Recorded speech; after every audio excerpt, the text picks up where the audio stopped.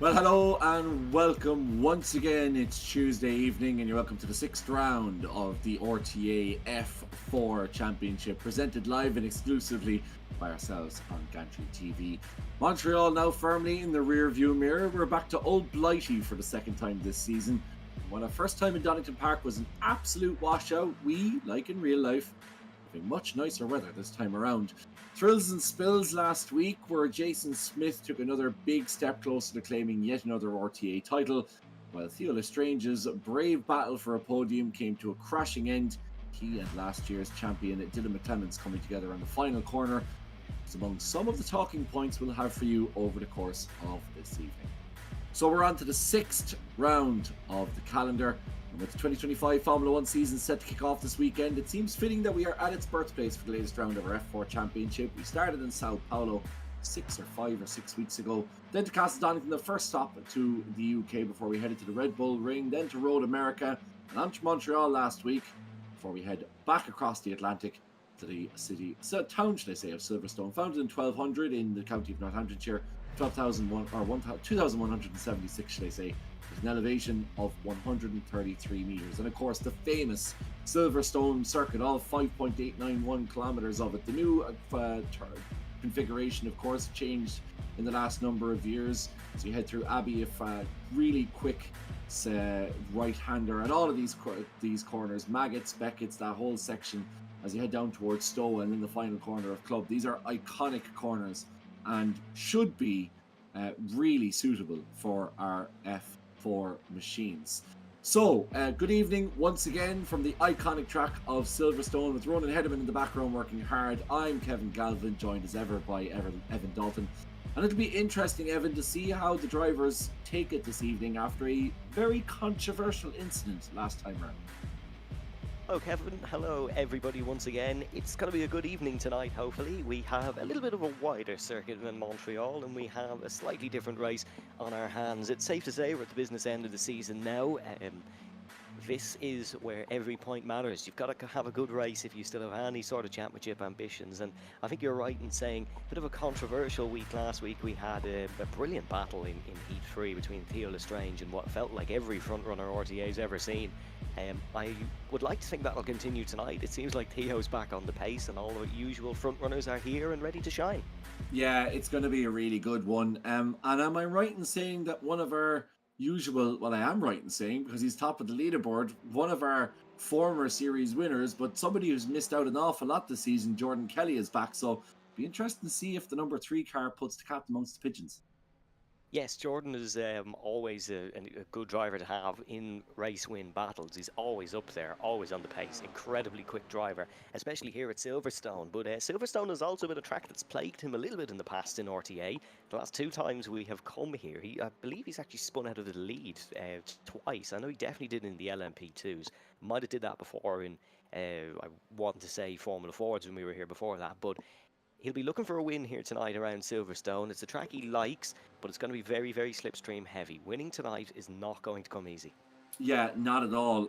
Obviously, this is a track that nearly everybody who's ever raced or watched a race knows. It hosts F1, F2, F3, and F4, all of the keyboard functions, as well as the Formula Ford 1600s. It does TCR, obviously, with the British Touring cars, the F1 Academy, and MotoGP.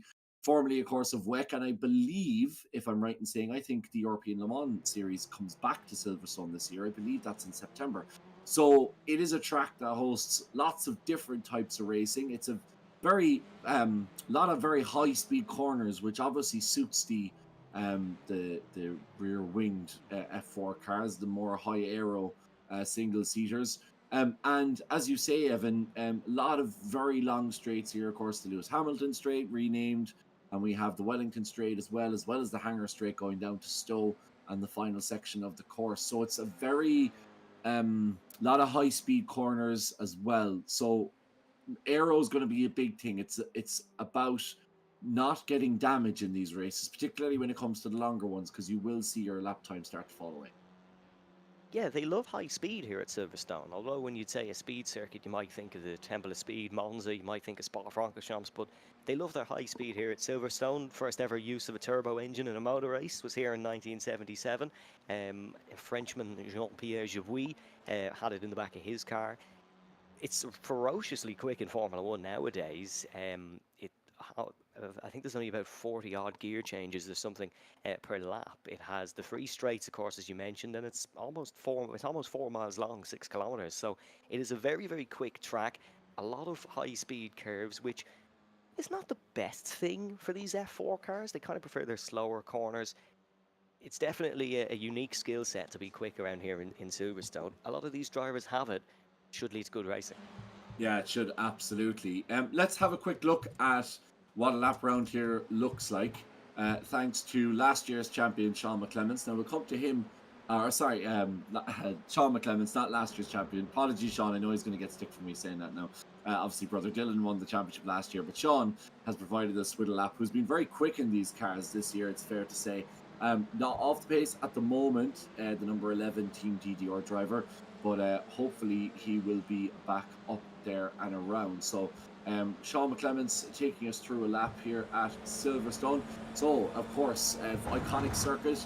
We start going through that quick right-hander.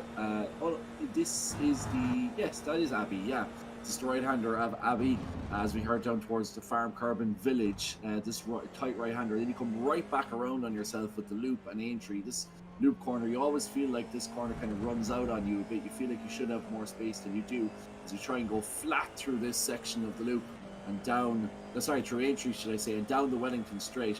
One of my favourite corners on this track, or for corner sections, is through Brooklands, the left-hander. This is a very, very late apex here. You need to try and keep off it as much as you can, avoid those sausage curbs, and avoid a spinning Sergei Grabin, it looks like, in the front ground here for Sean McClements as he heads back through Luffield. Of course, a lot of these corners named after the history of this circuit, where it served as a RAF base during the Second World War. So a lot of these corners bear resemblance to homage to that. Heading up to the right-hander of Cops, of course, the famous scene where Lewis Hamilton almost murdered Max Verstappen, and we never heard the end of it, and then Netflix made it out as if Max had almost lost his life. Through one of my favourite sections of this course, the high-speed section of Maggots, Beckett's, and then through Chapel.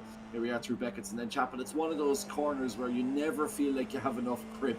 You always are demanding as much grip, screaming the tyres are as you head through that section down the Hangar Straight, which gives everybody a chance just to chill out a little bit. You'll see the drivers in F1 fiddling with their knobs quite a lot down this section. I do make that joke on purpose.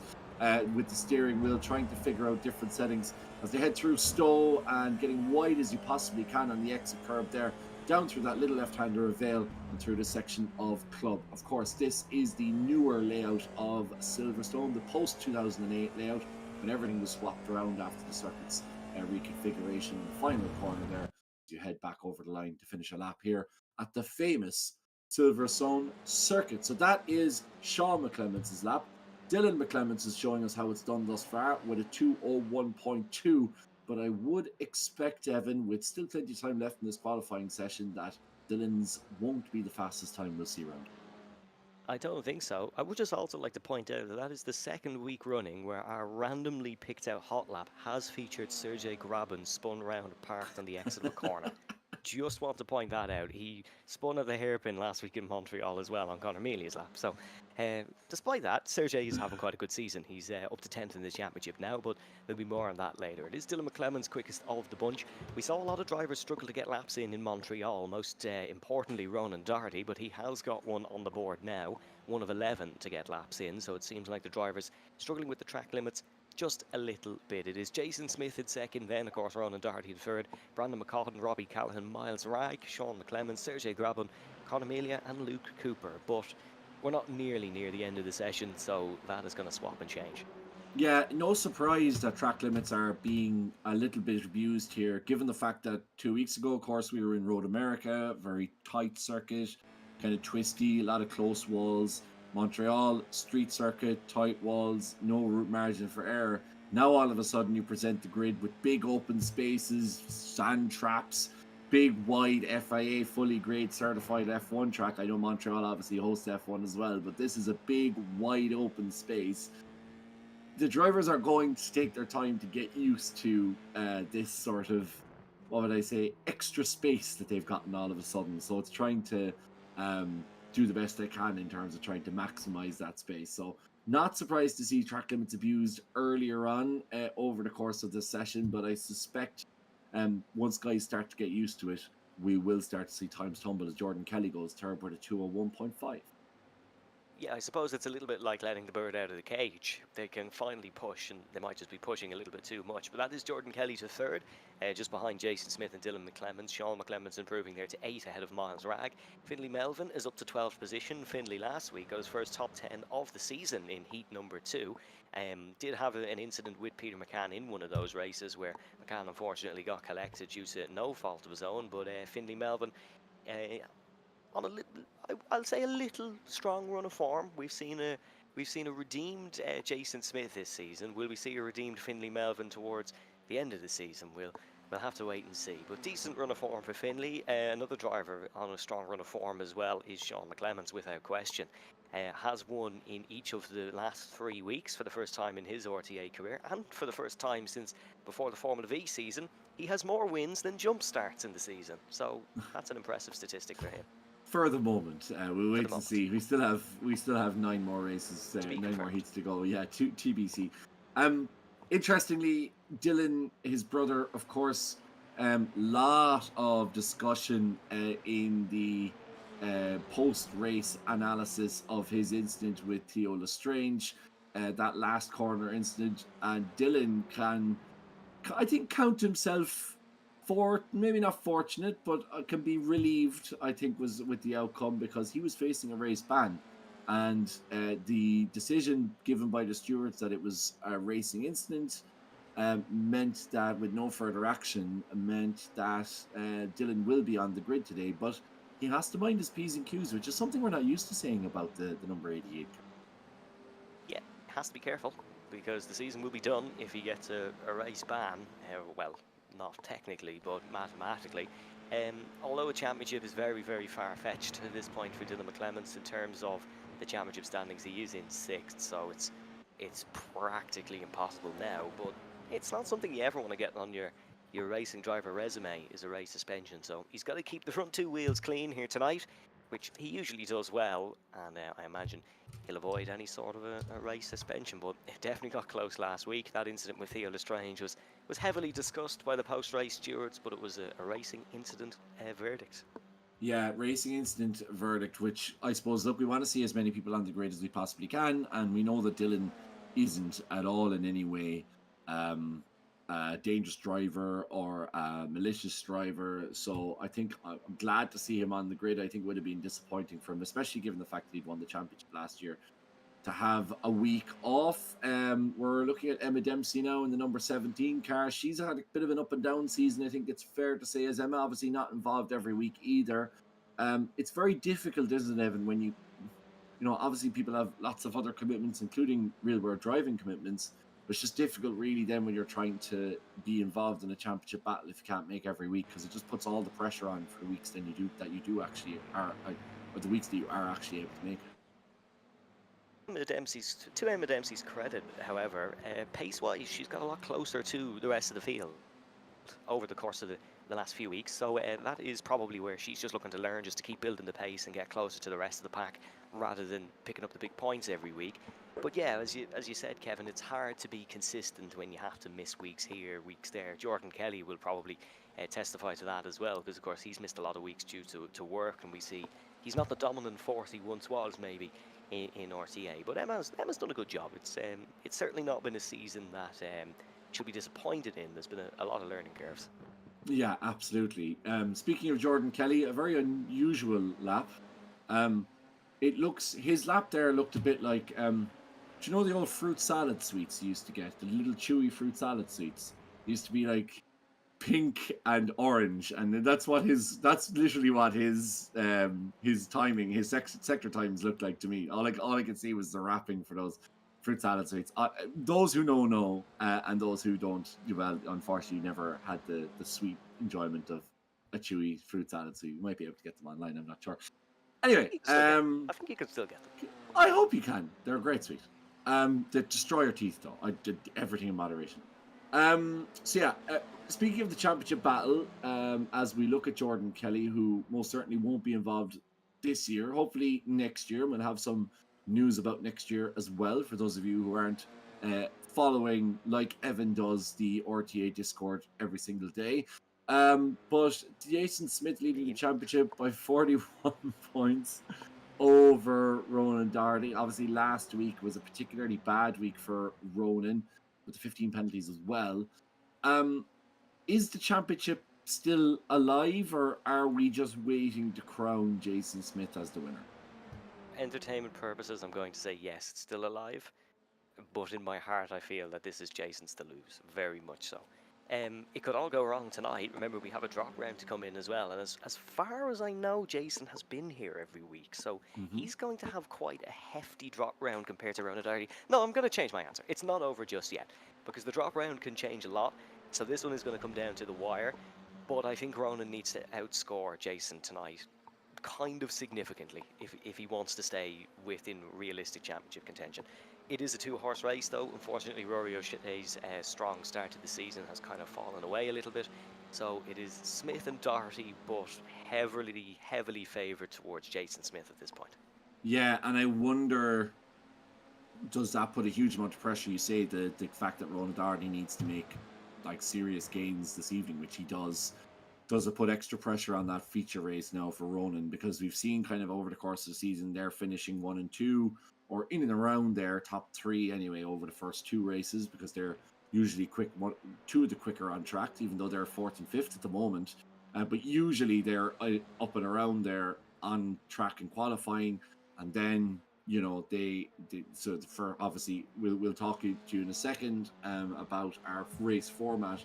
But the format lends itself basically to, if you qualify well, you're probably going to get decent results in the first 2 races, but then everything changes. You know what? While I'm on the subject, let's take you through what we can expect this evening. So race 1 is 10 minutes with the grid set by qualifying. Then race 2 is 15 minutes with the grid set by race 1. With the final race, a 20-minute affair. First 8 swapping places. So you have a reverse grid from 8 to 1. From the result of race 2. So it means that if you qualify well, you can finish well in race 1, you can finish well in race 2, but the reverse grid then means that kind of the cat's amongst the pigeons. So that gives the people like Ronan Darty, who might be chasing a little bit, that's where he's really going to make those big gains. So I wonder how aggressive will we see Ronan, particularly in this feature race this evening. He's got to be aggressive. It's got to be all elbows out. He mentioned it last week to us, I think, how important the feature race is, because that's where it can really be make or break. But there's no room to be conservative tonight. It's got to be all elbows out. It's got to be, you got to push and shove a little bit here, and he's got to try win all 3 races realistically. Yeah, he absolutely does need to try and, or at least. And I know this sounds cynical, but this is motor racing and you're competing. If he's not going to win, he has to manufacture to put pressure on Jason in a hope that he will A, make a mistake, or B, put himself in a compromising position. Because ultimately, it's now a 2-horse race between these 2 guys. So you're not really worried about anybody else in the grid. You just need to make sure that you finish ahead of the guy that you're going up against. So whether that the championship rival at Silverstone. Well, yeah. Well, let's not talk to Johnny Hollywood about it, because I know he's not particularly happy about my comments already. So let's not mention that little foray. But yeah, I mean, it's it does really mean that there's a little bit more tactics involved, shall I say? It's not just about clean pace, but it's about manufacturing situations, not just for yourself, but also for your championship rival. I tell you what, you can forget about championship rivals or championships as far as Jordan Kelly's concerned. He's just here to perform, and he has. It's pole position for tonight's action, and he's matched his LMP2 season now with the 1 pole. I think this is his first pole of the season. No, sorry, he's beaten it, so it's his 2nd pole of the season. He's beaten his Formula V total as well, and actually matched his championship Nope, sorry, he didn't win the Mustangs, but he's matched his Mustang America's Cup tally with 2 poles, so excellent from Jordan Kelly. Dylan McClemens then in second, ahead of Rory O'Shea, Ronan Doherty and Jason Smith. In fifth, and it is Jason Cooper, Robbie Callahan, Theo Lestrange, Miles Ragg, Brandon McCaughan, Sean McClemens down in 11th, then Dara Halley, Kevin Joyce, Connor Melia 14th, very disappointing for Connor. Then there's Luke Cooper, Sergei Grabon, Finley Melvin, Dermot Toomey, Tony Stack, David Prunty, ahead of Emma Dempsey, Phil Upson, Andrew Murphy and Ken Doyle. Yeah, Jordan Kelly no doubt sporting the Donegal jersey again tonight from, I want to pronounce this correctly, Illies? Yep, I believe so. Illies. But yeah, I mean, he's F3 Championship already winner, so very clearly he's quick in these open wheel cars, and we'll be looking to capitalise again as we head towards our opening heat of the season.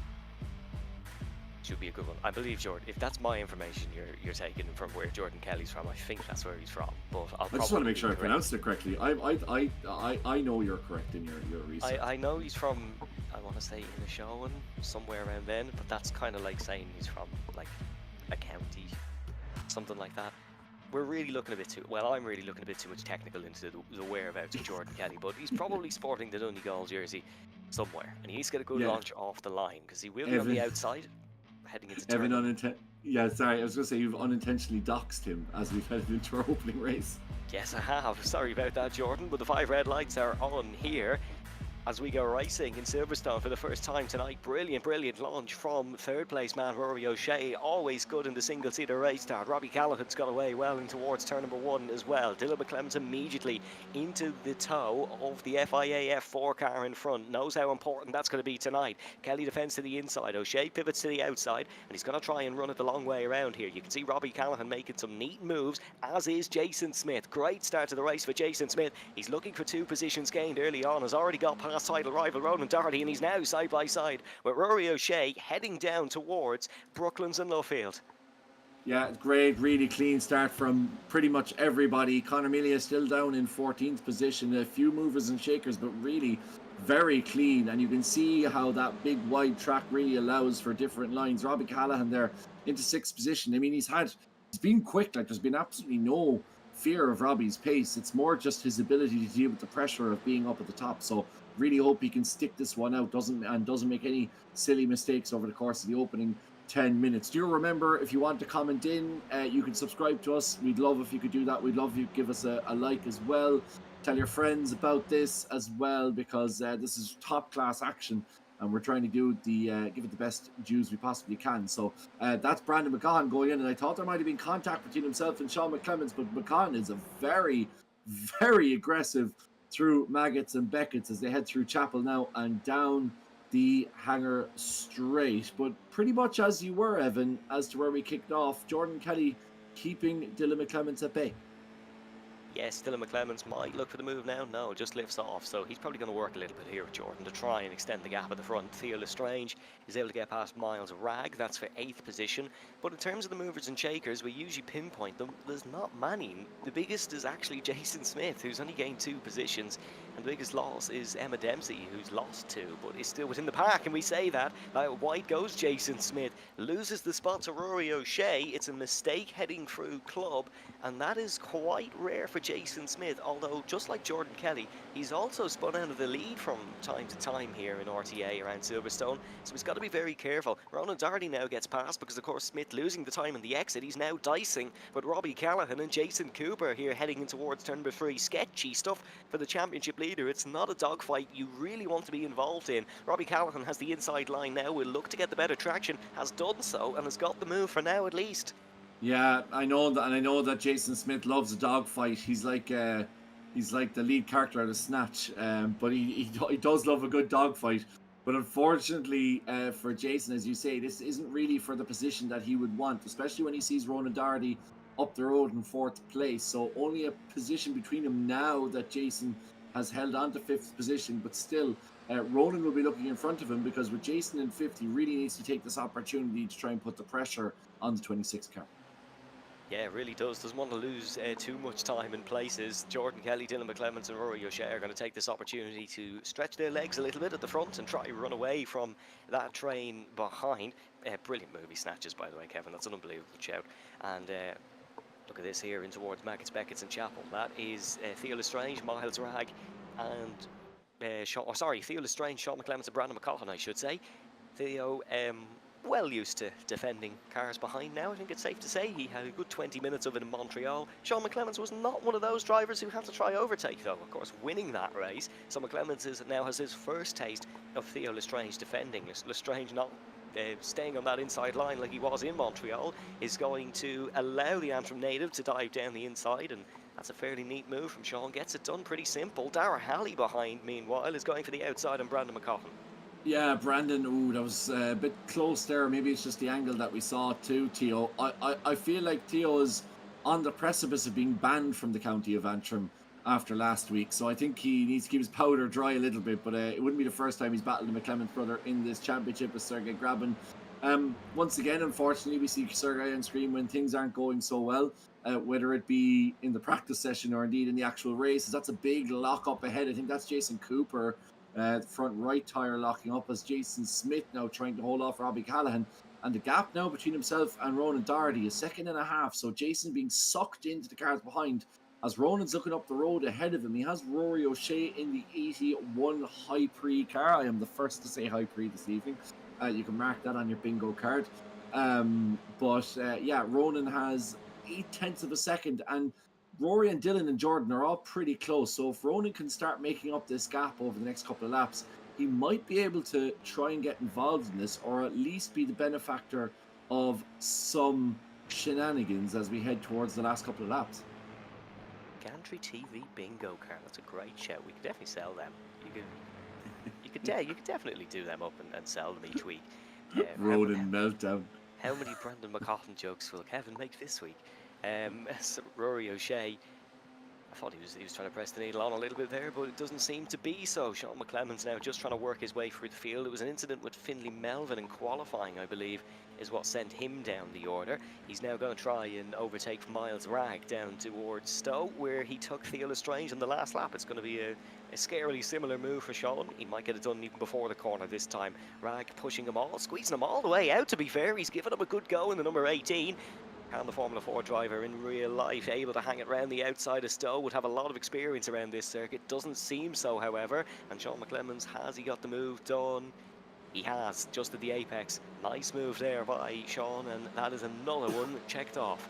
Yeah, super stuff there from Sean, really showing you how to do it around here. And it's a funny one because we're seeing a lot of overtakes, I think it's fair to say, being facilitated maybe, and I know not necessarily in that case, but a couple of times now we've seen, like in the likes of the overtake on Theo Lestrange, Theo maybe could have potentially been a little bit more robust with his defense, but I think the new guys are starting to get the idea of keep your powder dry for the first race, give yourself a shout for the second race, and then, you know, if you have an incident in the third race, at least you banked a good few points in the first two races, as opposed to just going gung-ho and racing immediately in the opening race and throwing your entire evening away. So it's interesting to see these guys battling as we see two of these newer championship contenders, well, not championship contenders, but championship participants, I think it's fair to say, Theo Lestrange and Brandon McCaughan. And this time we see Lestrange in the attack, and a very big impact between those two. And I wonder, does Theo Lestrange now have wheel damage on that front right? Because he's looking a little bit worse for wear after that incident between the two of them. Would like to see that in the replay if we can, because it would just be interesting to see. We're being told that the footage has been destroyed, so unfortunately we don't have it. But it would be interesting to see whether Brandon kind of moved into Theo there, or was it just a case of the two of them coming together. It was hard to see from the angle that we had. Yeah, I think it could have been just a little bit of 2 into 1 doesn't go. Theo did a good job not to run on the grass out there, because if you run onto the grass and the outside of Luffield, you're kind of a goner. You're going to just slide pretty much towards the wall. So did a good job. As we actually do have it now. We have a little bit of data management and recovered the footage. Let's have a look here. This is Theo Lestrange and Brandon McCaughan. So McCaughan in front in the old Ferrari livery, Theo Lestrange in what I think is some form of ART Grand Prix junior category livery, but I'm open to be corrected on that. Down the inside goes Lestrange, almost making contact there. McCaughan rejoins, and oh yeah, there is a touch there. All right, Kevin, you were pretty spot on with that. Yeah, I just wondered if Brandon slightly moved across. Did he think he had a bit more space to open up Luffield for himself than what he actually had. I'm not entirely sure, but interesting to see Theo on the attack, but he's down to 12th now, but he's not losing a huge amount of places. The same can't be said for Miles Ragg, who seems to have had an incident. He's now down to 21st and now into 22nd shortly. He seems to have had a big incident, has the number 18 car, so he's dropping way down now, down 13 places, as Tony Stack quietly, as we look at this incident involving newcomer Ragg. Tony Stack is up 4 and David Prunty is up 6 places. I didn't actually see that. It might have been hardware issue, yeah, from Miles Ragg. Miles needs to go to the sim consultants. They'd sort him out for a bit of hardware issues. But yeah, Jordan Kelly in the lead and Dylan still really putting the pace on him. And now you can see what I was talking about earlier. Ronan Doherty, he was about 0.8 of a second off, and now as we head into the final lap, he's really in amongst it. So the number 29 car certainly giving himself all of the opportunity in the world to try and get a good result in this opening race. And of course, that sets him up for the next one as well, as we see Dara Halley and Brandon McGahan go too wide through Beckett's corner. That is brave. Maggots, should I say. Now we're into Beckett's and through Chapel. So that is very brave heading into that series of corners in the F4 car. That isn't necessarily full of aerodynamics. And yes, we are heading into the final section, as Evan said. And it is Jordan Kelly who leads from Dylan McClements, Rory O'Shea and Ronan Doherty. And Ronan will be crossing his fingers that we have an incident here, because this could give him a big chance. He lunges down the inside. Ronan Doherty, what a move. That is outstanding from Ronan Doherty. Brilliant stuff. But it is Jordan Kelly who returns in the old VRA race. He got second. Nothing else is changed apart from the fact that in the last couple of seconds, Ronan Doherty, what happened there between Ronan and Dylan? I wonder, is there a little bit of teammate antics going on there? We might be able to see the end of that. I'm not sure if that comes up as an opportunity to show the replay of the final moments, but I'd be very interested to see here, Evan. Sorry, I kind of stole your thunder there talking through it, but this was a whole series of events, like Sergio Perez-esque. This is brilliant from Ronan Doherty. Did the fastest lap on the last lap as well, so he was pushing for this one. Brilliant move down the inside of Rory O'Shea. This is absolutely clinical. Gets it done on the inside. O'Shea probably half expected, and then I'm going to assume Dylan just gets out of his way here. He is his teammate. Both team DDR drivers. Yes, he does. Holds to the right and lifts. It was very close. It was 0.02 between them. Could have gone very wrong, but look. That is a big swing for Ronan Doherty. He was looking like he was only going to get a 2-point swing over Jason Smith. That has changed, and it is a credit to both Ronan and Dylan as well, because Dylan would have to have reacted very quickly there. He probably was just planning to defend from Rory, and then all of a sudden he has teammate obligations. Ronan and Sean helped out Dylan a lot last season to win the LMP2 season, so that is a little bit of returning the favour. Yeah, I know. Is it things you like to see, though? I'm not sure. Dylan, Rubens, McClements making way for Ronan, Michael Doherty there, I think. But yeah, superb from Ronan, knowing that obviously there was probably some sort of agreement there, because Ronan knew that once he got past Rory O'Shea, he probably would be given the position by Dylan, which meant that he got 2 for 1. Anyway, sorry Evan, you go ahead and give us our results.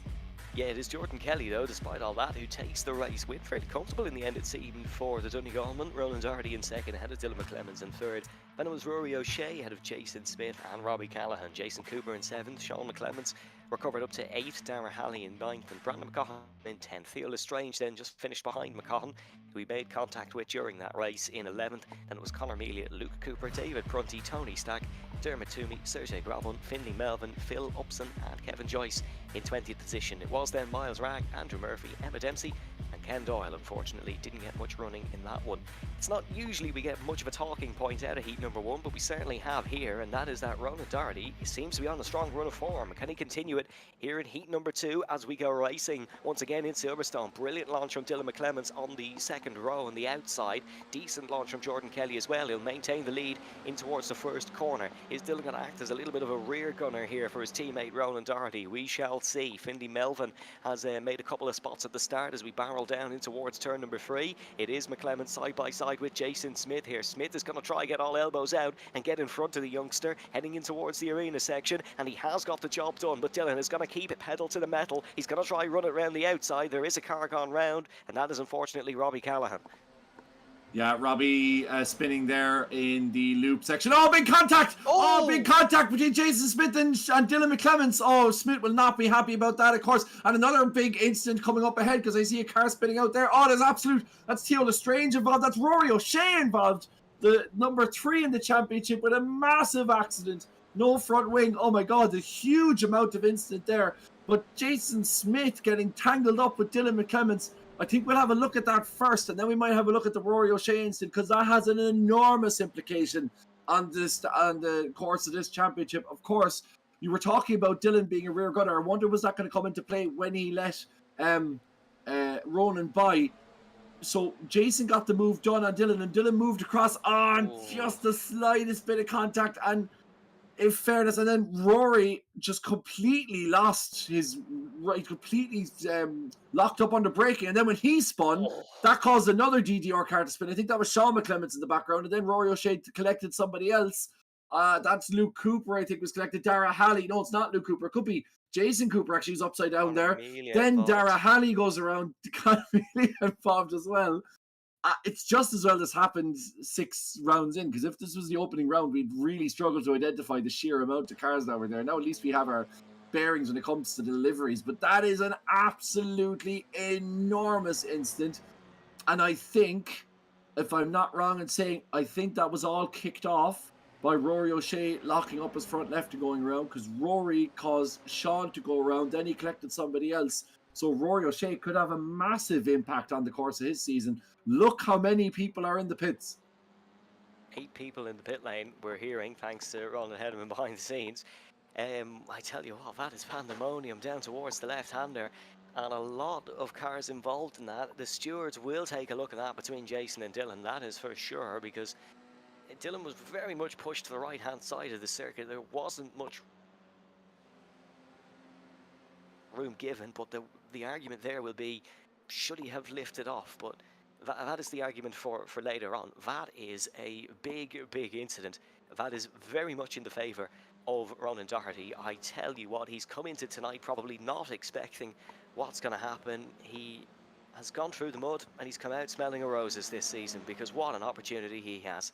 Well, I mean, it kind of puts to bed our conversation about how important the feature race is, because the first 2 races here have seen all the action. Sergey Grabin now trying to get a move done on Tony Stack, but he's just pulling out of that one. These 2 have raced quite a long time together in various series. Tony is up 5 places, but Kevin Joyce, a big winner in that instant. He's jumped up 12 places from 20th up to 8th now.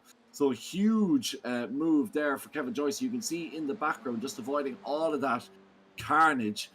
Sean McClements out of the pits, but let's have a look at what I'd be very interested to see what they make for Dylan, because obviously we talked about Dylan needing to keep his powder dry, and he's been involved in a massive incident with a huge implication on the championship as well. So I don't think Jason's given him proper room there. Like, you can't just drive Dylan off the road. He does still exist, unfortunately, for Jason Smith. But you have he wasn't necessarily half a car's width alongside, but you can't just pull over and swipe a car off. He has a right to remain in the asphalt. That's just my take on it, though. Yeah, your opinion in the stream chat, because we could have a good old discussion about this one, folks. Definitely, and I'm loving seeing all the comments come in already. Camto and Johnny both saying that Jason didn't give Dylan a car's width there in their opinion. Sean saying it's a bad night for DDR thus far. Not for Ronan Doherty, though. It's a great night for him. Neville Smith says there looks like a bit of net code between himself. It's a funny one, because I'm kind of on both sides of. I'm kind of sitting on the fence by standing on both sides of the fence, if you know what I mean.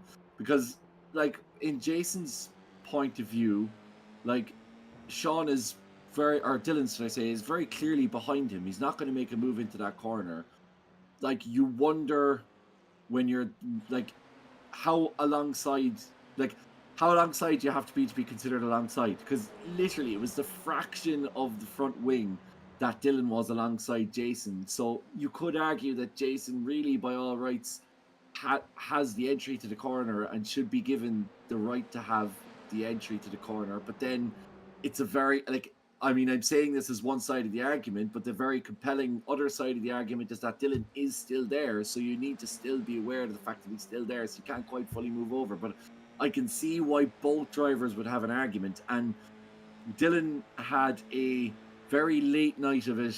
I'm afraid, I know it's a school night, but I think Dylan might be staying up late again this evening defending himself in this championship, because I think this is another debate that could go on for quite some time in the stewards' room after we conclude here. Like, I completely understand what you mean. Like, I completely understand the point that people are going to say. Net code. Yeah, but like, if you look at Jason, that's an easy excuse, but Jason is moving towards that white line. but You Dylan's can see on the grass there. Yeah, he is on the grass there. But sorry, like, should Ronan, sorry to interrupt you there, Kevin, but can we see it from a little bit further back, maybe in the exit of the corner, if that's possible? Just to see, like, okay, so let's have a look here. Yeah, he's alongside there. There's an argument he should have backed out as well. But that's the argument that I was going to make. Like, and there's no, you see, there's clearly no net code there from that great angle that we see in the front wing. As Dylan then gets collected by, I think that's Rory O'Shea then getting involved in that, and that creates a whole other world of problems for half the grid.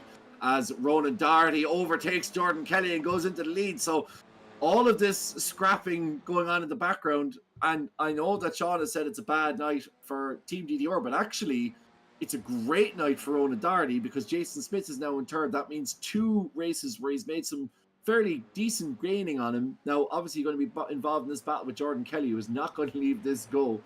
They might both be Ulstermen, but they certainly won't be giving each other any space over this English track in Silverstone. But it's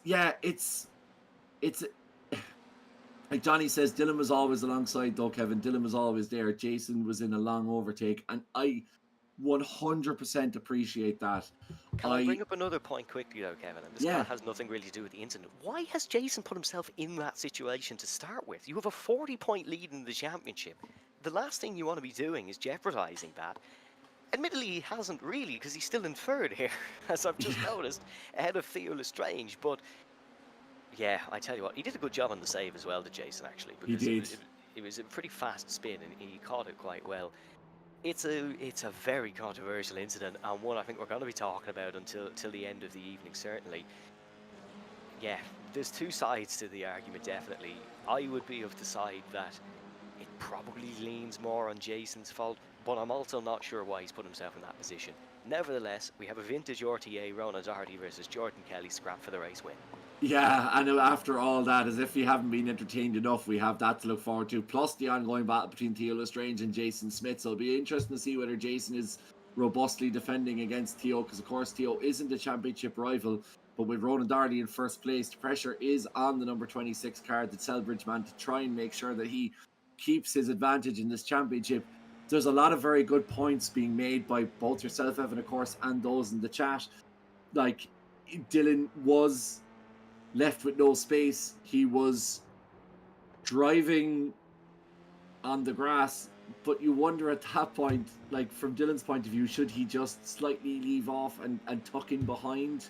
Like, obviously Dylan is Ronan's teammate, so as I said, it's about manufacturing circumstances. No, I don't. No. Sorry, I can't. No, you're finishing a sentence. No, you're finishing a sentence. No, sorry, Evan, you're not. You're finishing a sentence that I haven't finished myself. So you have to leave me finish the sentence myself. All I'm saying is that I'm not saying, I don't want people taking this the wrong way, because I'm not saying that Dylan intentionally was trying to cause an accident or anything like that. Okay, that's absolutely not what I'm saying. I thought that's so I don't want you to jump in. No, that's not where I'm going with it at all. But I'm just saying that, you know, if let's say it was Jason, if it wasn't Jason Smith, but it was Ronan and Dylan, then obviously Dylan would have more of a motivation to lift off, because he's not going for a championship battle. But of course, he's entitled to battle with Jason Smith, and probably will be more robust because he knows that Jason is going for a championship battle against a teammate. I'm not saying that he's intentionally causing contact or anything like that, but I'm just saying the motivations are different when you're racing against somebody who's going against your teammate for a championship. That's all I'm saying. And I've also, I mean, look, anybody who just heard me in the stream talk about how I think Dylan is a very clean driver and very clearly, and shouldn't be, you know, glad to see him on the grid tonight and not facing a race ban. But I just, yeah, let's have no TikToks made about that, please. There's a lot of there's a lot of there's just there's a lot to discuss, isn't there? I mean, it's Yep, this is great. I mean, brilliant. it's brilliant because I mean, it's not great for either of those drivers. Obviously, we don't want to see those drivers caught up in incidents, particularly not Dylan, because we'd hate to see him lose out on a race next week because we know how much he enjoys it and how much he brings to the series. But I just really wonder, from Dylan's point of view, like, technically, yes, you can stay in the throttle all you want. Technically, you are still there. But if you were purely focusing on just your own championship, if it was me in Dylan's shoes, if it was me in Jason's shoes, given his situation, I wouldn't be getting myself into that sort of situation. I wouldn't be moving across the racing line to try and seal off the space because you already have the inside line. So I don't really think there's a need to do that. But if I'm Dylan, I equally probably wouldn't stay on the throttle and invite potential contact as well. So I think there's fault on both sides. I would be very surprised if the steward saw it as anything other than a racing incident. But it does make for some serious talking points. And again, we love to see everybody get involved in chat because we love to see people's opinions as well. And the better point I want to make is Jason's currently in third, which means he has to do a post-race interview after this one. Stay tuned. There is a point being brought up in the stream chat that Jason's internet might have cut out for a split second, so there is that argument as well. Obviously, that is one of the gremlins of sim racing, is unfortunately we do rely on connection, and sometimes connection doesn't work, as we know a little bit too well here in Gantry TV from time to time. So that can be a problem. Andrew Murphy, I tell you what a race he's having, very much under the radar, has this entire race been under the radar, I think. He's up to 9th. Finley Melvin was having a very, very strong performance as well, but has fallen down the order. Still up 7 places to 11, but I think he was running near 5th or 6th at one point. Admittedly, I don't think myself or Kevin have actually watched much of this race because we've been discussing this incident, but some strong performances and some drivers who mightn't usually taste some big points are going to get that opportunity here due to that massive wipeout in the opening lap. Yeah, and that's the thing, you see, like, obviously, you know, on one hand taketh, one hand giveth, one hand taketh away.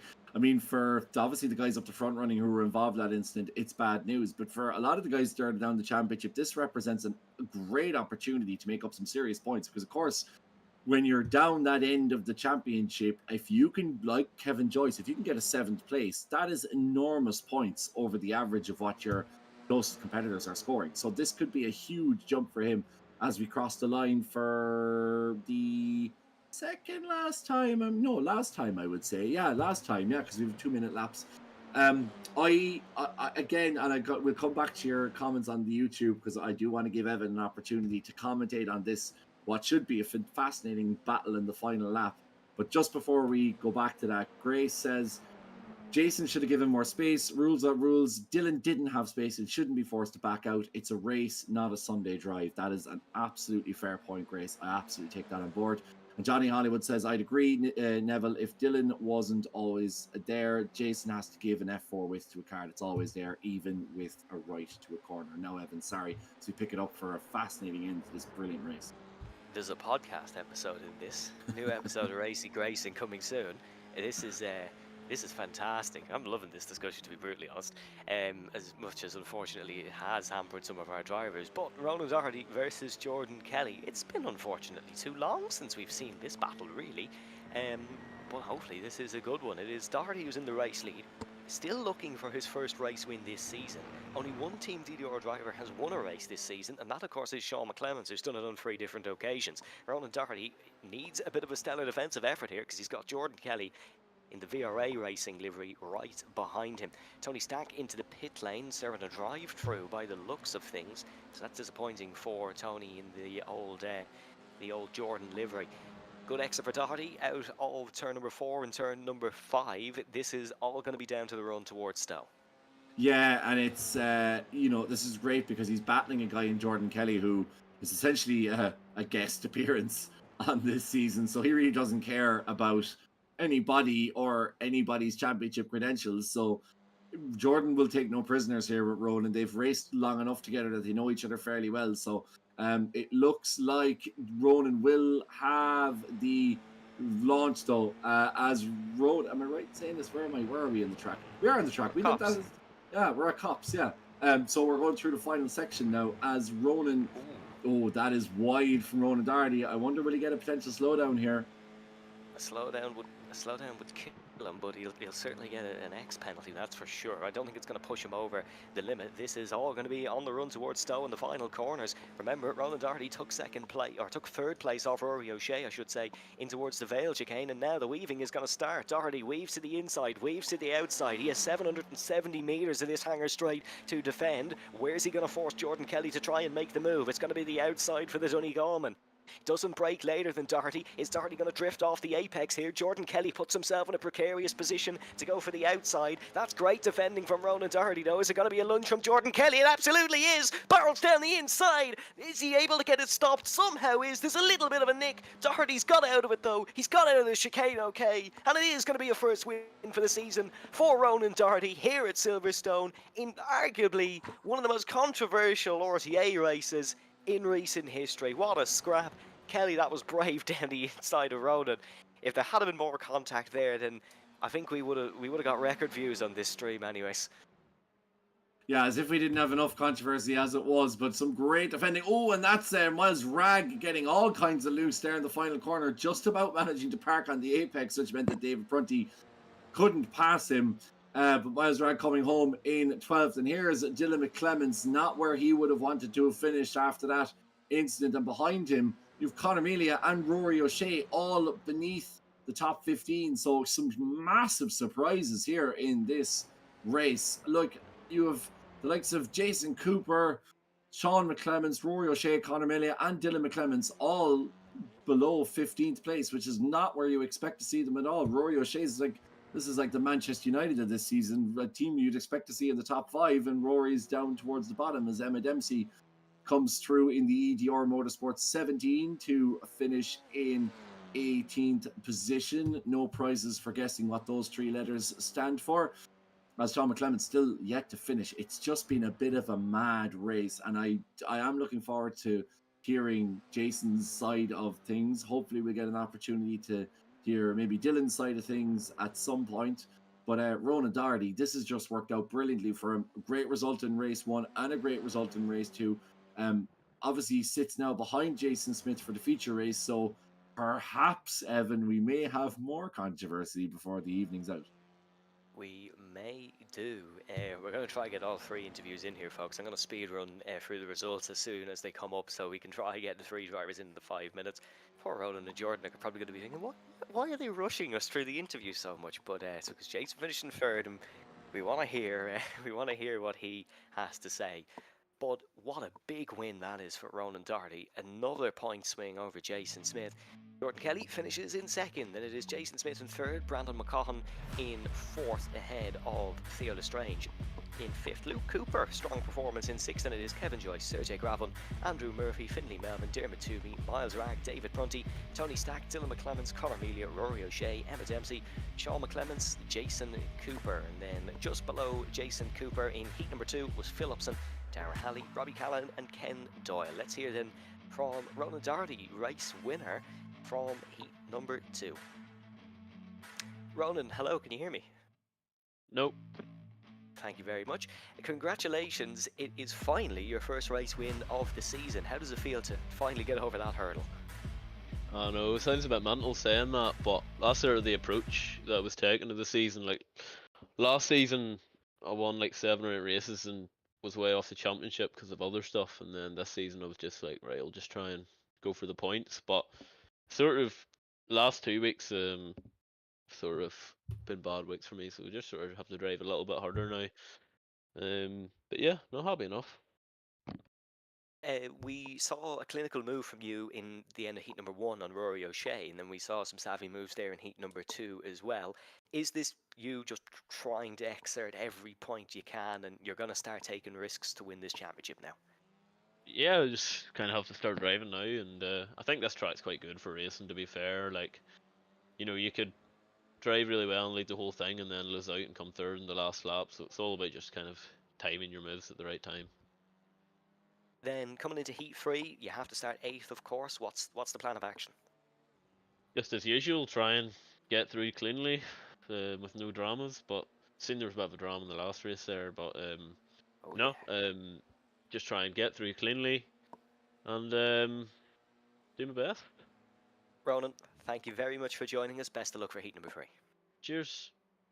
And now with Kevin is second place, Jordan Kelly. Now, Jordan, I know you won't be offended when I tell you that we're going to have to make this quick because there was a small bit of an incident between the man that finished behind you that could massively impact on this championship. I'm going to call you a guest driver of this championship at this stage because you haven't really been that involved, but you have made quite an impression coming back. How was it to be back? Yeah, it's good to be back as always. Good to get racing everybody and stuff, but no, it's good to be up the front. We worked well in qualifying, and we got the two of us up the front, so that was good. And that seemed to be the main thing because there seemed to be a few people hitting curbs and stuff behind. So happy days. Well, yeah, there was a lot of incident behind you. Had a good old battle with Ronan. I tried to push him there at the last corner, but he just managed to eke you out. Yeah, I tried to switch back, but I think if I kept doing the switchback, I would have spun him out. So I just backed out of it. So it was better safe than sorry, I think. So Very happy good. enough. Well, we are going to move on, Jordan. No Okay. offense, only because we know we'll be speaking to you soon. Because we have to try and dissect this incident that you were previously referred to. But best of luck in the final race, and no doubt we'll probably be speaking to you very soon anyway.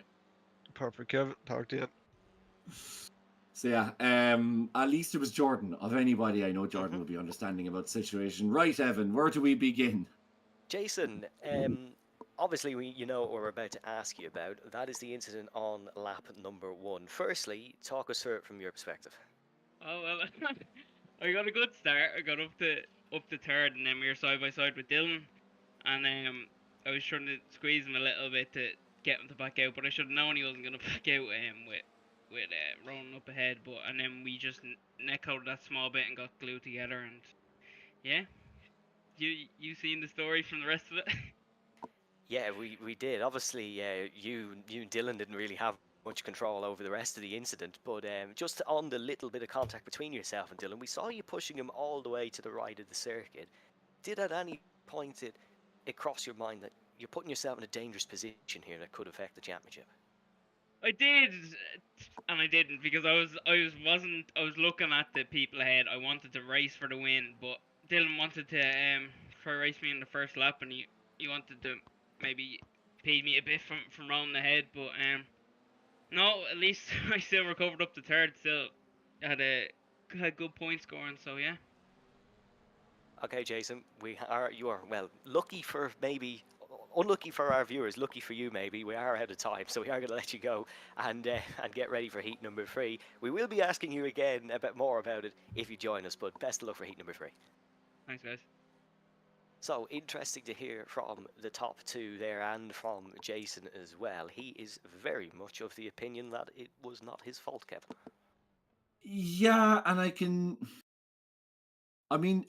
could you say it's either of their faults? Like if Dylan had come in immediately after and said it's not my fault, I think I'd find myself agreeing with him as well. It's just one of those things where neither of them gave an inch. Themselves. Yeah, well, not necessarily. Sometimes Jason, in fairness to him, I would say about Jason, at least he's very honest, almost to a fault, about his own performances, even when he makes mistakes. But yeah, it's just I think the one thing that keeps playing on my mind is the fact that Dylan's right tire was literally on the grass. So I really don't know what more he could have done, but at the same time, would I say that Jason is a fault? Not necessarily either. So yeah, sorry, I can't really make a very clear call on it, but I can understand why Jason is sticking up for himself because he's going to have to answer to the stewards as his Dylan later on, I'd imagine, unless neither of them decide to put in any sort of protest on it. So it will be interesting to see where they go with it. Anyway, we do line up for the final race of the season, and it's Sergey Grabin at the top of the standings. Let's hope, for his sake, that it goes a little bit better for him this time than it did in the first race. Yes, there's a Galvin who I think started near the front in Montreal as well. He'll be looking for a strong performance here as we go racing for the final time in Silverstone. Good launch off the second row, it seems, there for Luke Coop, or for Kevin Joyce, actually, I should say, who's on the inside. Great start for Theo Lestrange as well, who's going to put himself in podium contention. Brandon McCaughan has gone dropping down the order a little bit here. We see him 2, 3, 4 wide, and there goes Lestrange. There's contact made there with Jason Smith as well. Lestrange is spinning in a very dangerous area. Big collision. Finley Melvin involved in that too. Jason Smith has had the seas parted to him in front. He's not been caught up in an incident. And there's another spin round as well. That is Brandon McCaughan who's gone. We're losing numbers very, very quickly here. This is another controversial race start at Silverstone. Going with the clappers in front. Yeah, Sergey Galvin is way out in front. Sorry, Ronan Darty going to make a move on Luke Cooper, which is going to send him back into Jason Smith. There's more shenanigans in the background. How did Jason Smith avoid more contact there? I do not know. There was absolute carnage in front of the 26 car, and yet somehow he manages to stay clean. But look what we have now. Fancy seeing you here, Jason Smith and Dylan McClemens, renewing their little bit of a battle. So let's see how this one plays out between the 88 and the 26. Yes, and Dylan has just gone side by side in towards Maggots and Beckett's, and he's actually got the move done. Jason might have got a slowdown or something there.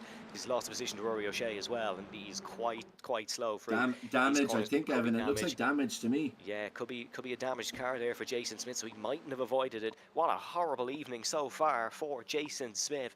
Dylan McClemens, I'd say he was looking forward to a little bit of a battle there. Unfortunately, didn't get it. We're 2-3 abreast, it seems here. Connor Mealy and Andrew Murphy might be looking for the move. Down the inside goes, that is Sean McClemens actually on Connor Mealy, so he has got the move done on Connor. He has Andrew Murphy right in front of him as well. Sean McClemens' biggest gain, not the biggest gainer, actually Rory O'Shea the biggest gainer on the opening lap with 11 positions. Both the McClemens brothers have gained 10 spots respectively. Dylan up to 5th, Sean up to 10th position. Theo Lestrange, we saw big damage for him. He has just come into the pit lane. Yeah, in the famous words of Paddy McGuinness, let the cat meet the pigeons, because that is thrown our championship wide open once again in an F4 championship that has swung back and forward. Can we have a look at that once we get an opportunity in this race? Because we really haven't had much time to breathe here as we look at Andrew Murphy going up against Sean McClemens, who's having a busy time of it here in the number 11 DDR car. Murphy has had a great second race as well and finds himself in and around. So here we go. Look at Theo Lestrange. He's the man to have a look at on the inside here. So they're all bunching up. So Brandon hits Jason. Jason clips Theo. Theo hits Jordan, who ends up on his roof. So that's the end of his race. And that also impacts Jason Smith. So that all started from Brandon McCaughan tagging Jason Cooper. And then Brandon spun on the loop corner as well. So a disastrous start for a 69 car. But he's really caused some chaos there by clipping Jason Cooper, who unfortunately is one of the very many parties involved through no fault of his own. Brandon spinning after getting away with the incident. He nicked the sweets, evaded the police, and then dropped them right outside the police station. That's horrible for him. Jordan Kelly with his best Guan Yu Jordan Kelly impression of going upside down and hitting the wall in the first sector of Silverstone. Disappointing for him.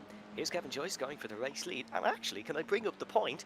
Heat 3 LMP2 Cup last season in Silverstone. Kevin Joyce takes his first RTA race win.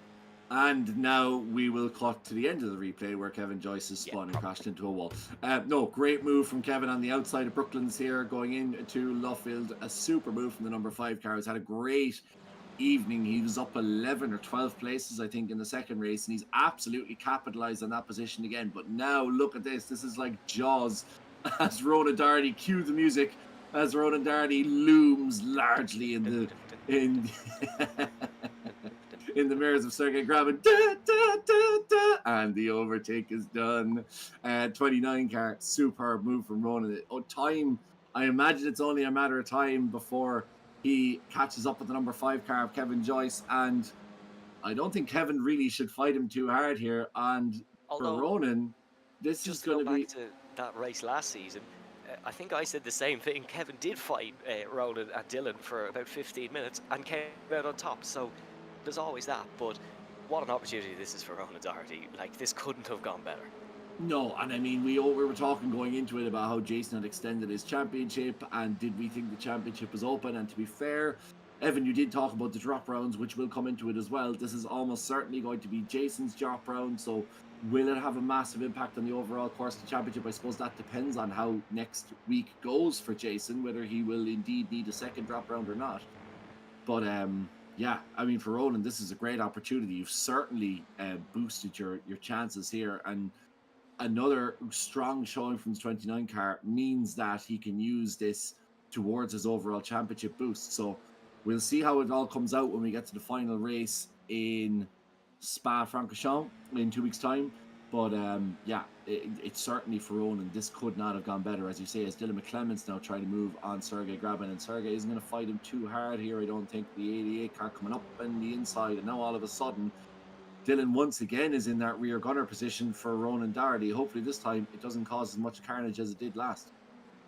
Yes, by Sergey Grabin, actually, just letting the guys through, but keeping a steady pace. He's not going offline to let them through or anything, so just keeping up with them, and it's going to try and take some good points. That's smart driving that we like to see. It's Kevin Joyce versus Ronan Doherty versus Dylan McClements now. Joyce taking a little bit of a defensive line through Abbey, going to make Doherty make the move here. Joyce is not going to pull out of the way, and there you can see a defensive manoeuvre once again. Ronan Doherty's going to go for the outside, heading through turn number 3. He's got that one done. I think Kevin has let the black sheep boat through there.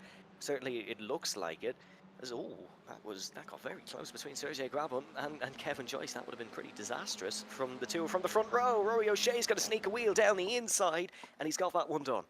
Yeah, super work from Roy O'Shea. I think Luke Cooper's having some connection issues, so that's something he's going to have to keep an eye on. Of course, iRacing not allowing those anymore. If you have a dodgy connection, you're going to get the flag and you will get whipped out of the race, so it doesn't really allow you for that, as once again Sergey Grabin and Kevin Joyce come close here. That was an interesting incident involving Joyce and Grabin in the loop corner, because obviously Grabin facilitating the overtake for Ronan Doherty and indeed Dylan McClements, but that meant he had to Kevin Joyce, should I say, facilitating the overtake.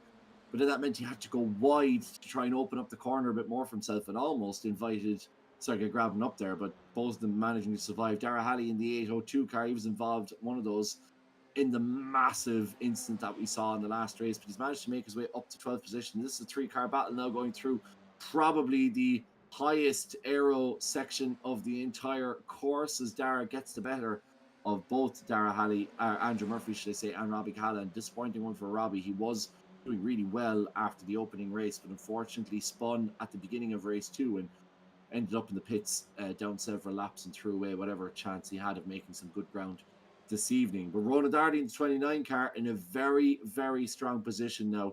Rory O'Shea in 4th isn't really a championship contender. The only man we're looking at in terms of trying to battle with Ronan for the crown is the number 26 car of Jason Smith, who finds himself all the way down in 8th position. But Evan, for Jason, it could have been a whole lot worse. He did some serious damage avoidance there in the opening round. Yeah, it could have been similar to what happened to some of our drivers in heat number 2, where they pick up contact and it's race done from as soon as it started. Jason, though, will be hoping that maybe a little bit of an incident or something in front might give him another couple of places. It's not over. He's still in contention for something in this one, but just doesn't seem to have the raw pace due to damage or whatever. His last lap was actually his best lap. It was actually quicker than the race leader. It was a 2:02.4 for Jason Smith. That's his personal best of the race. Fastest lap does belong to Dylan McClements, which was done 2 laps ago, and that is a 2:01.551, which you could see on your screen there briefly. Here's Rory O'Shea in the high pre, looking to try and get past Kevin Joyce in the first corner car, which is his team name on iRacing. Not sure the history in that one, but certainly he's going to have to do a little bit more defending through every other corner as well, especially down towards Cops. Brandon McCaughan looking to try and get past David Prunty. Dara Halley looking to try and get past Dermot Toomey. Dermot Toomey will be looking for a top 10 in this heat to continue on a streak of 2 top 10s in heat 3 in the previous 2 weeks. Yeah, that's great knowledge there again from you, Evan. You're a great man for the statistics. I do have to say, I really do love them. I appreciate that, Ken. Yeah, from the bottom of my heart.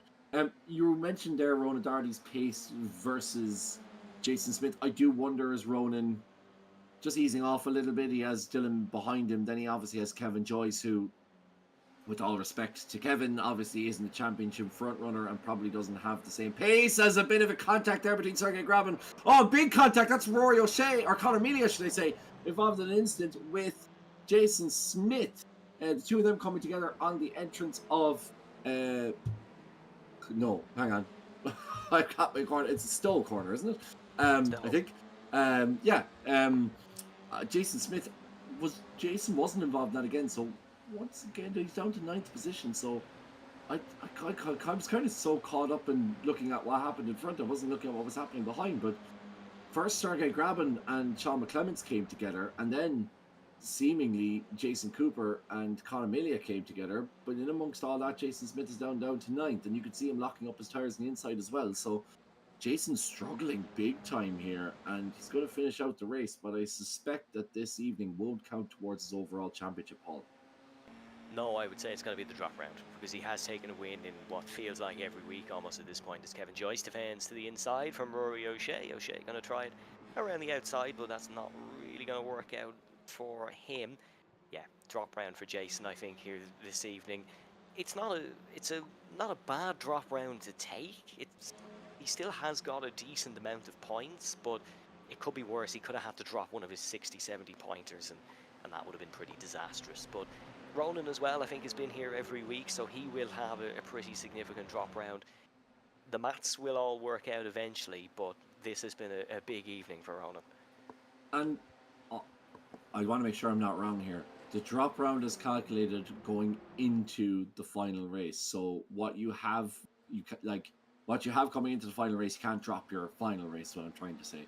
So basically you have you can't drop penalty round either. Okay. All right. Okay. So that's that means that coming into the final race, we will know exactly where we stand. So we'll have a last shootout between the guys, and obviously Ronan Darty had a penalty round as well in Interlagos, I'm going to say. I could be wrong when I say that, though. I'm feeling it's Interlagos. So if you can't drop penalty rounds, that's another one that Ronan can't drop, thus putting even more importance on this evening.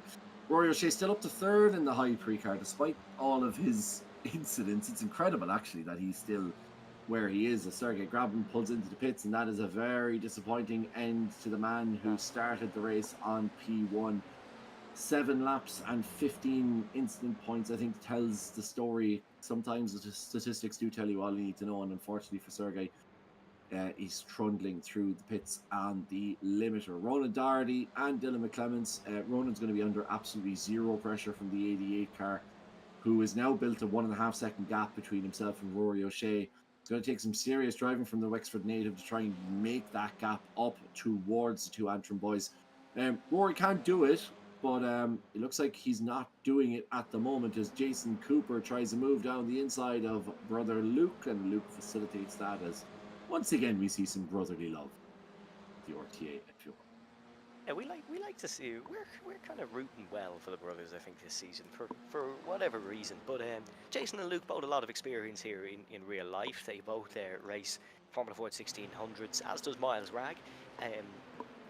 Probably more familiar with Castle Coombe. Luke is an instructor at Castle Coombe, but they would have driven this track many times, been here many times. So it's one that they like. And a 6th and 7th for Jason and Luke Cooper is a decent result given how tonight has gone.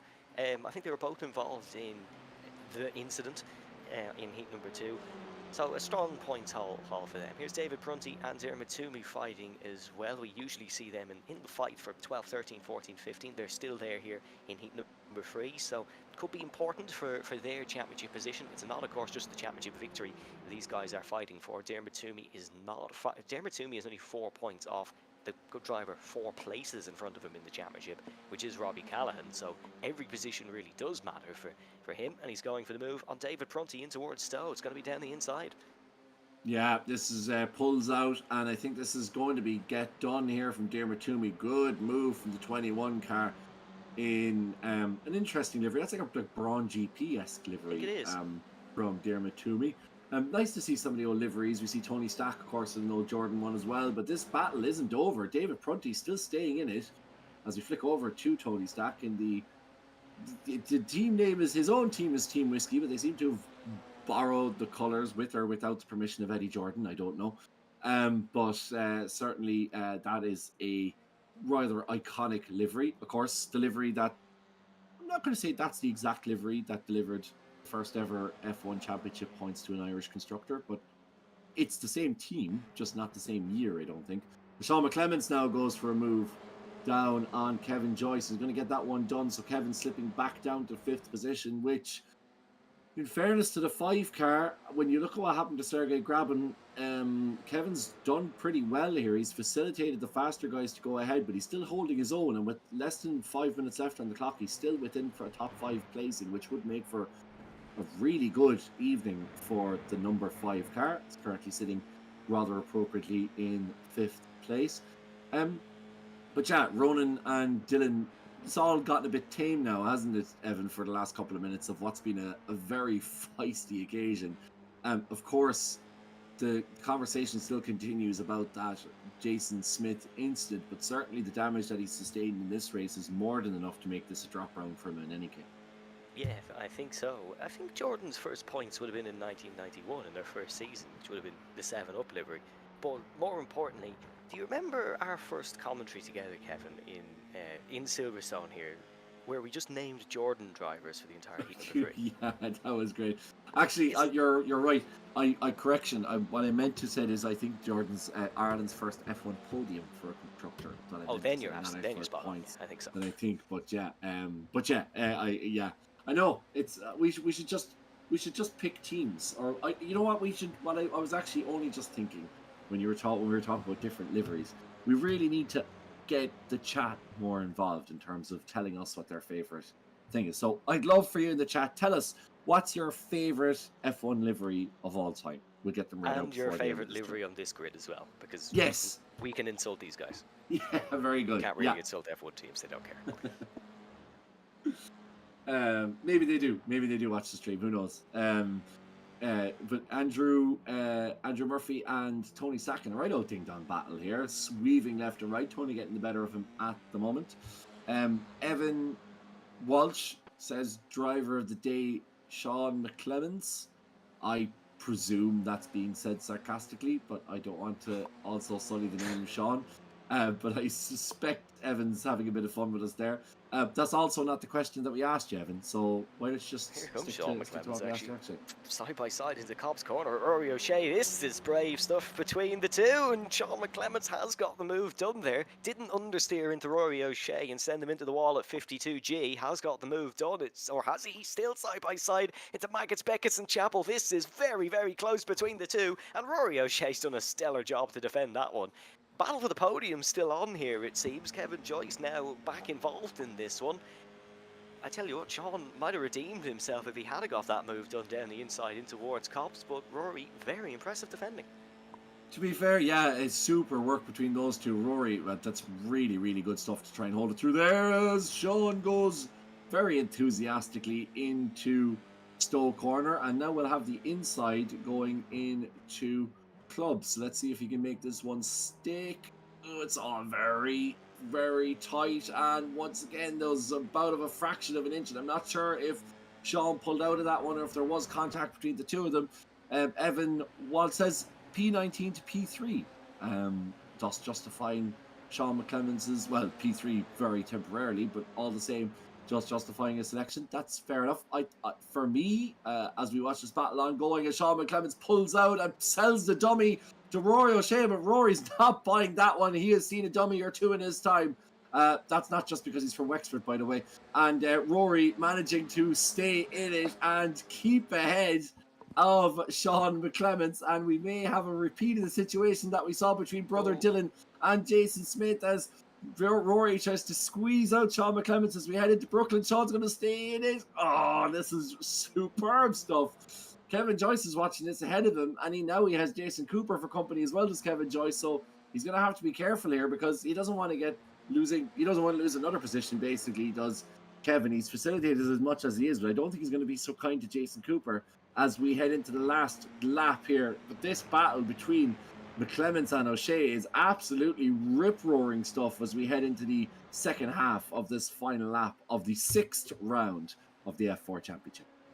Yes, bar any mistakes, it's going to be Ronan Doherty that wins it, but the battle for third is the real nail biter here between O'Shea, McClemens and Kevin Joyce. It's going to be last sector stuff again, it seems. It's going to be a slipstream fest, although Rory's got a fabulous run through Maggots, Beckett's and Chapel. Sean McClemens is going to have to get the elbows out, and he's going to have to defend from Kevin Joyce here. Parks it on the inside line. Joyce still going to get a little bit of a slipstream from Rory O'Shea in front. The clock has struck 20. This will be the last lap, and Kevin Joyce has got to try go the long way, and they make contact, and McClemens clips Joyce, and into the gravel he goes. Oh, rear wheel's gone. That's going to be remaining there. It's a permanent trip to the beach for Kevin Joyce. Disappointing stuff. Rory O'Shea will get third. Sean comes into the pit lane. He's got to drive through as well, it seems, for that one. A disastrous end to the evening. But in the meantime, Ronan Doherty takes his second win of the season. Dylan McClemens comes home in second, Rory O'Shea in third. Very disappointing to see that end the way it did. Yeah, very disappointing, because for me, I was going to shout Kevin Joyce as my driver of the day, and I was just waiting for him to get across the line there, because he's had some superb drives this evening, but unfortunately, and I have to say, quite harshly punished as well by iRacing for that one. It didn't look like there was a massive amount of contact, certainly not enough to end up with the wheel hanging only by its tether. But for Ronan Doherty, another great evening as Jason Smith crosses the line in 8th position. Sean McClemens heading through the pits to take that penalty, but of course managing to get across the start-finish line. So did take the penalty in the end, and unfortunately for Jordan Kelly, our race 2 winner, as you said, after his Guangzhou impersonation there in the opening lap, finishing all the way back in 19th position. But I'm crestfallen for Kevin Joyce, because he ran 2 really good races there, did Joyce, and probably deserved to get more out of it than what he's going to end up with. He's going to be very disappointed, is Kevin Joyce, because he fought hard there, did very well off the front row. It's so easy to see your race just fall away from you when you start in front of a reverse grid race. Did very well. We're going to have a look at it here in the Gantry TV replay, it seems. Went for the outside line through Stowe. That's such a small touch. I'm so surprised the wheel fully came off its tether there. Unless we get a different camera angle. Also, sorry, no, but the contact is on the rear right wheel, and it's the rear left wheel that becomes untethered as he hits the gravel.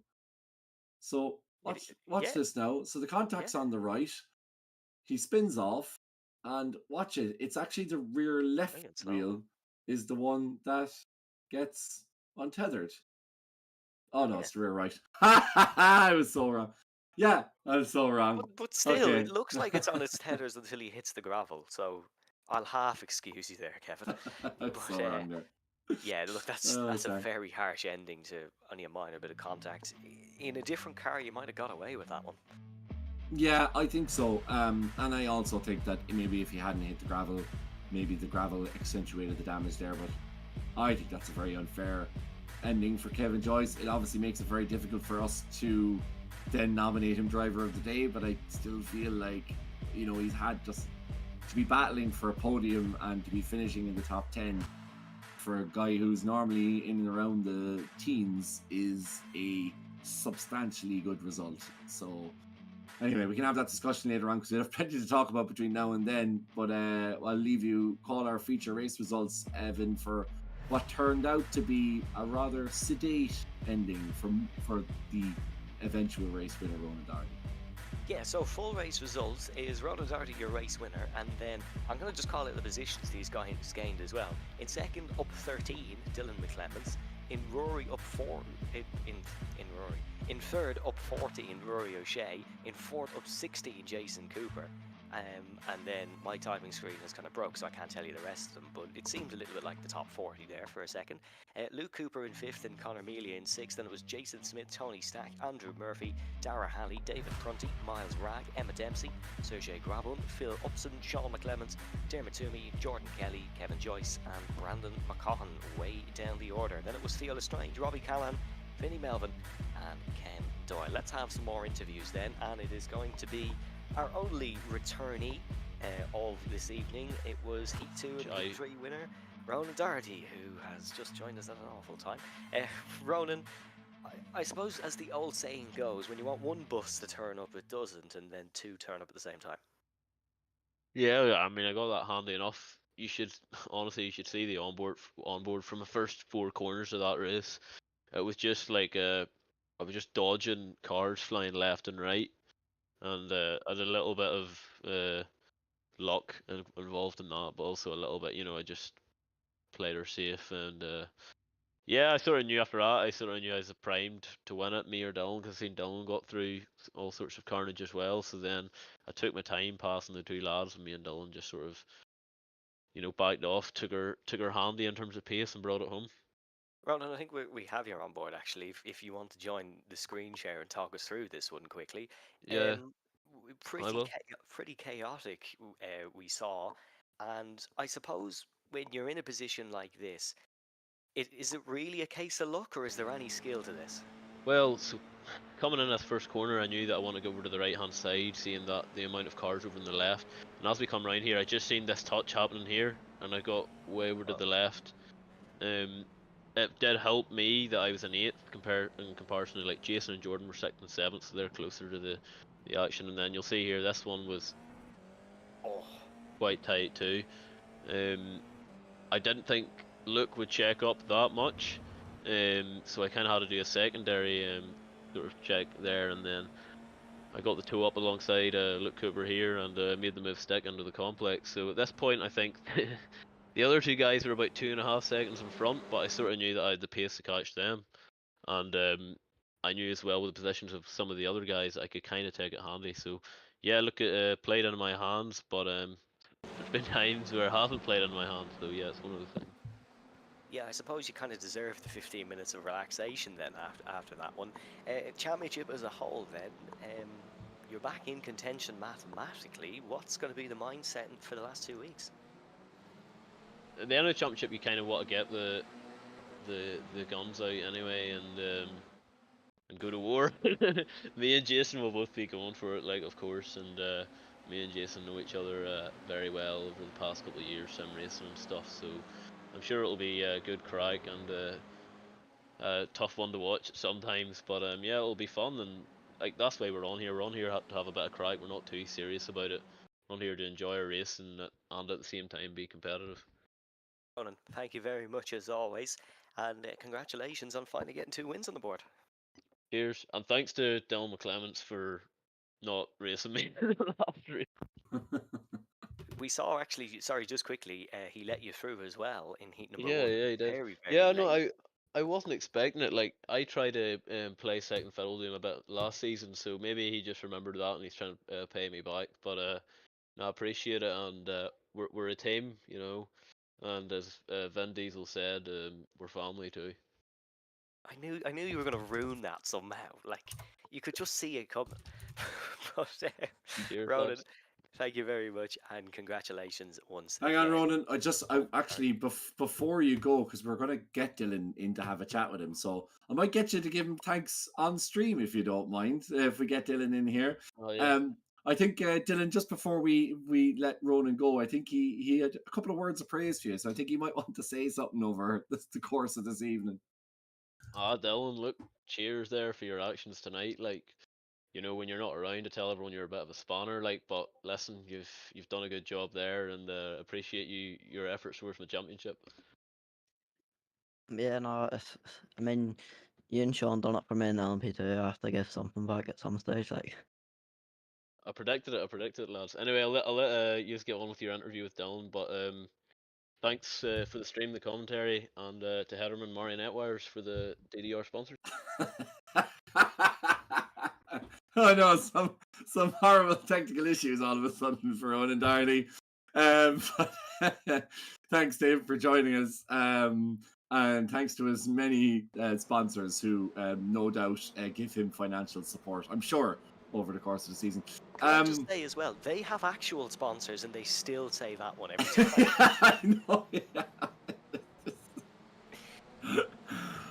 Anyway, Dylan, look, to matters a bit more serious, because I want to have a chat with you about race number 2, and particularly the first lap.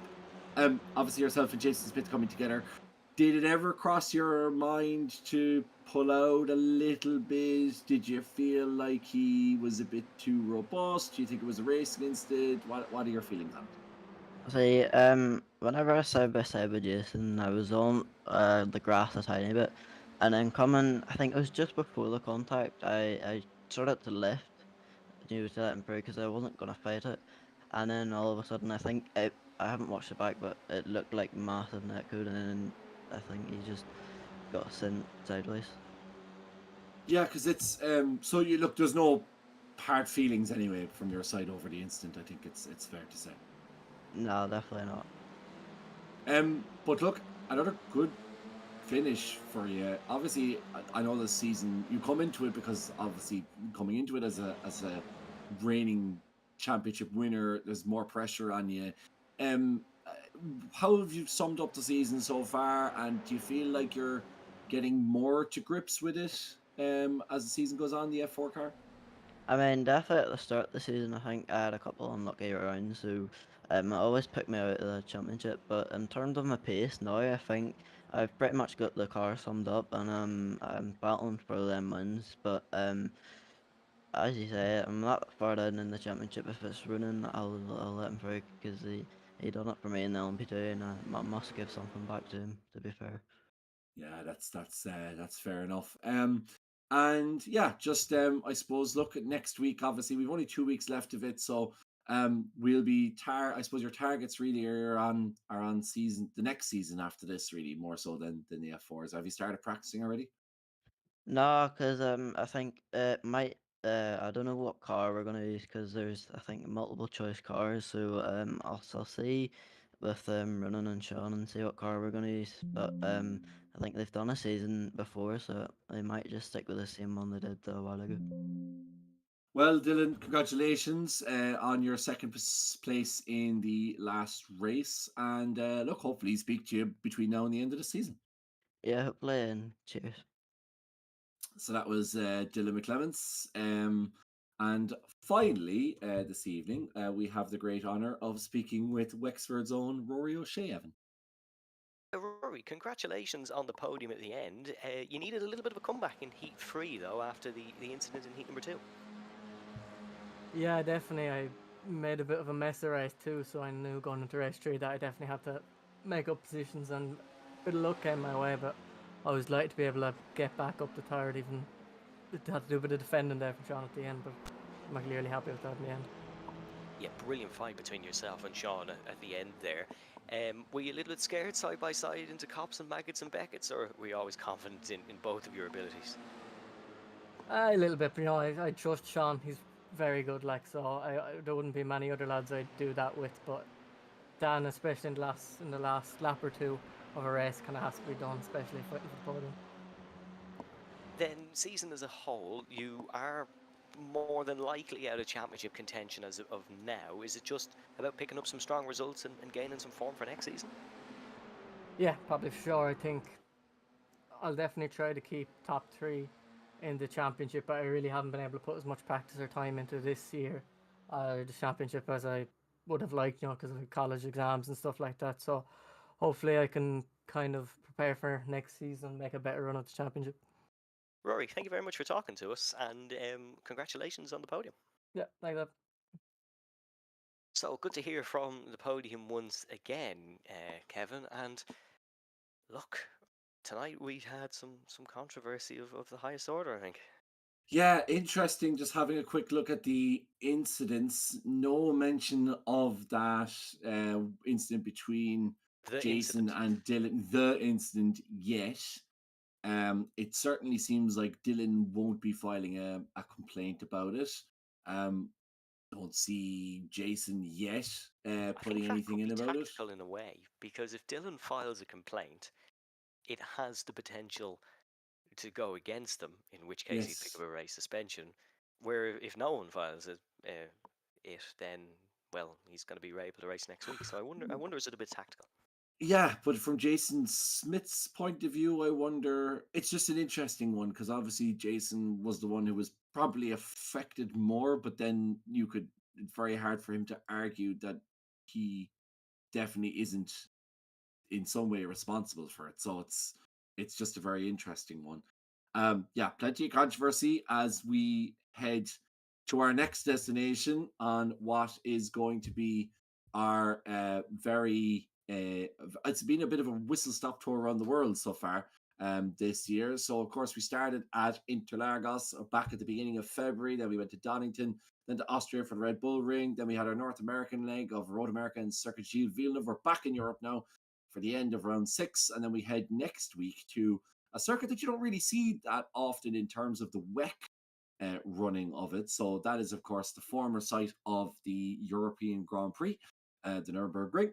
And of course, very, very, very famous for its green hell, but that's not what we will be seeing next week before we finish up in Spa-Francorchamps to finish out on the 25th of March. And I do believe, Evan, before people head away, we might have some information about what you're about to see next season. It's going to be a TCR season next season. Contrary to what I put in our commentary pack, Kevin, apologies about that. It is TCR's next season, so either it won't be a one-car class. There will be a multitude of selections, as you heard Dylan McClemens mention. There's 4 TCR cars currently on iRacing, 2 Hyundais. I should have probably an Audi. There's an Audi and Honda Civic. Sorry, apologies Yep. about that. That is the 4 TCR cars on iRacing. It's going to be a very interesting one. I personally think the Elantra could be a very popular choice.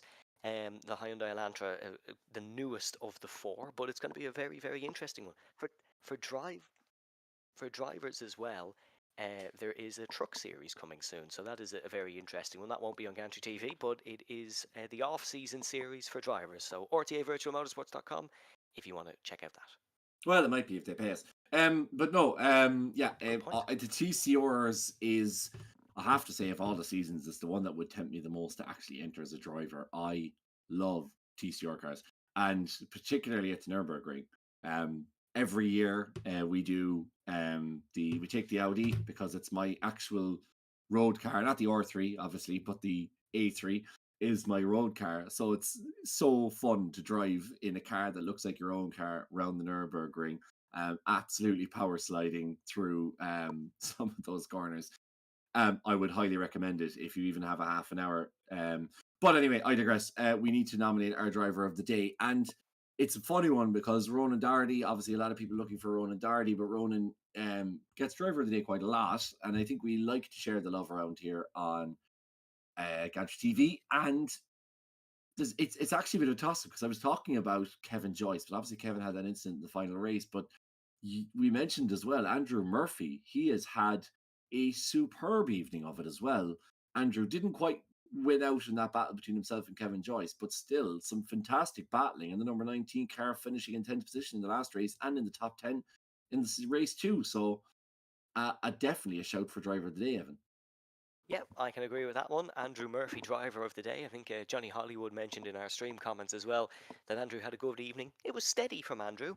Certainly seemed to improve upon the pace, took advantage of opportunities that came his way. And it's a first RTA Gantry TV driver of the day for Andrew Murphy. Congratulations to Andrew for his first RTA Gantry TV driver of the day award. You don't get a trophy with it, by the way, if people are ever wondering. We can't afford that, but you know, it's a badge of honor. Right, so next week we are off to Germany and off to the Nürburgring for the second the penultimate round of the RTA F4 Championship. And if what you've seen so far isn't enough to whet your appetite to come back and watch next week, I'm sure our regulars will be back. Thanks again to all of the regulars, of course. Grace McCallion, who is in, Campto is a new commenter, so thanks very much to Campto for getting involved. And Niall Doherty is in there, Sean McClemens and Geraldine is in there as well. Johnny Hollywood, of course. Evan Walsh is a regular for us as well. So thanks to all of you for getting involved, and Neville Smith involved in the comments. Do join us again next week, of course. Give us a like, give us a subscription, tell your friends to get involved. Of course, we are getting down to the business end of the season, and it is a season that is promising an enormous amount and continues to promise. After what was a difficult night for Jason Smith, it opens the door for Ronan Doherty. And with this, the last week of drop rounds, it's all to play for as we head into Nuremberg next week at 9 p.m. roughly Irish time. But until then, have a great weekend. Enjoy the F1 this weekend. If you're watching in Australia, have a good week online and indeed in the real world racing. And until next week, slog.